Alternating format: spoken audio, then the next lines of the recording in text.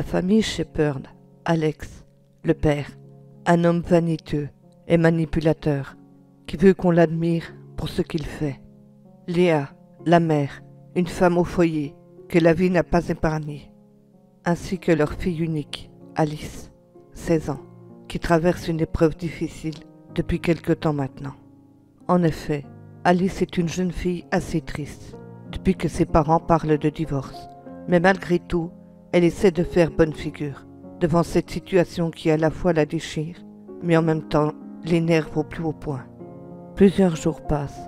Alice assiste impuissante à certaines disputes de ses parents, qu'elle commence d'ailleurs à avoir de plus en plus de mal à supporter. Toute cette tension de la maison devient presque insupportable. Mais c'est alors qu'une dispute encore plus violente éclate au sein de la maison. La tension était si palpable que c'est comme si l'air de la pièce tout entière avait été aspiré d'un coup. Alice monte dans sa chambre.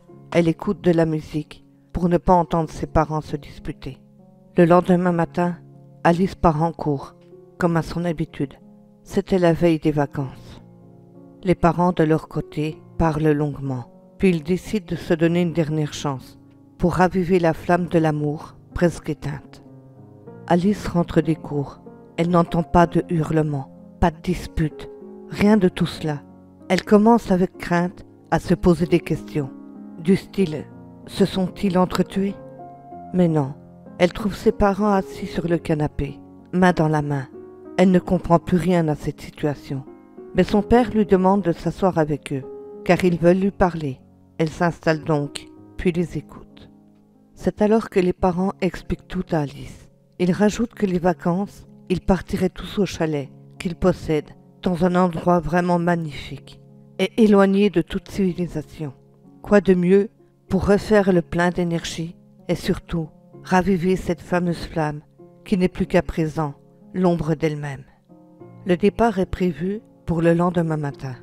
Toute la petite famille est excitée à l'idée de faire ce voyage. Tout le monde prépare ses affaires dans la joie et dans la bonne humeur. Pas une seule dispute au gré de la soirée. Au lieu de ça, c'est même une intense joie qui se dégage pendant les préparations. Le moment du repas arrive. Les parents ne se hurlent pas dessus, bien au contraire. Ils échangent des petits regards complices. Alice est vraiment heureuse de voir cette joie illuminer la maison. Elle préfère ça aux angoissantes disputes. Le lendemain matin, ce fut le grand départ. Une fois la voiture chargée et que Alex eut mis les 2 jerrycans d'essence vides dans la voiture, car il n'a pas d'autre choix que de les mettre entre les 2 sièges arrière de celle-ci, car il n'y avait plus de place dans le coffre. De plus, il fallait les remplir le long du trajet. Une fois cela terminé, ils prirent la route. Celle-ci était longue avant d'arriver au chalet, mais l'ambiance qui y régnait est au beau fixe. Tout se passe à merveille, pas l'ombre d'une dispute. Au bout d'un long trajet, le père fait un arrêt dans une station-service pour remettre de l'essence. Il remplit aussi, au passage, les 2 jerrycans qui se trouvent dans la voiture. Il en profite pour faire une pause et se dégourdir un peu les jambes. Puis, ils reprennent la route assez rapidement, car ils ont déjà fait plus de la moitié du trajet. Mais tous veulent arriver au chalet pas trop tard, pour pouvoir se détendre un peu avant de déballer les affaires. Mais la nuit arrive très rapidement. Ils traversent une forêt. La route est plutôt calme. Aucune voiture ne circule. Ils sont donc tranquilles. L'ambiance dans le véhicule est à la joie et à la bonne humeur. Tout le monde fait des petits projets pour ces magnifiques vacances qui s'annoncent particulièrement magiques pour toute la famille. Mais Léa trouve Alex particulièrement pensif.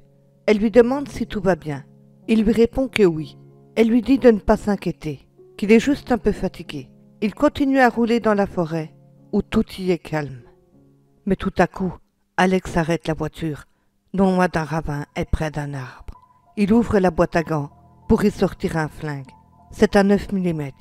Léa et Alice n'ont même pas le temps ni de poser de questions, ni même de crier, qu'Alex leur tire une balle dans la tête, à chacune. Du sang et des morceaux de cervelle sont projetés un peu partout dans l'habitacle. Puis, il asperge l'intérieur et l'extérieur du véhicule d'essence. C'est alors qu'il reprend le volant de la voiture, tout en s'arrangeant pour que celle-ci percute l'arbre assez violemment sur le côté pour que les dégâts soient suffisants pour provoquer un incendie et que celle-ci dévale le ravin. Un peu avant le moment où la voiture allait percuter l'arbre, Alex saute de celle-ci et admire le spectacle qui s'offre à lui. Il avait bien calculé son coup. La voiture a percuté l'arbre avec une violence inouïe, ce qui a déclenché un énorme incendie qui s'est propagé à une vitesse vertigineuse due à l'essence répandue partout, à l'intérieur et à l'extérieur du véhicule. Puis la voiture a explosé, exactement comme il l'avait prévu. En effet, Alex menait une double vie. Il avait une liaison avec une autre femme. Cette personne ne voulait pas d'enfant, alors Alex n'en a plus voulu non plus. De plus, quelques années auparavant, il avait fait une assurance vie sur sa femme. Si celle-ci venait à mourir, il empocherait la somme d'1 million d'euros. Cela fait maintenant plusieurs mois qu'il travaillait sur ce projet d'éliminer sa femme, puis toucher l'argent de l'assurance pour filer le parfait amour avec sa maîtresse, qu'il épousera d'ailleurs quelques années plus tard. Et la dépravation d'Alex n'a-t-elle donc aucune limite? Avant cette histoire, il était vaniteux, paresseux et manipulateur.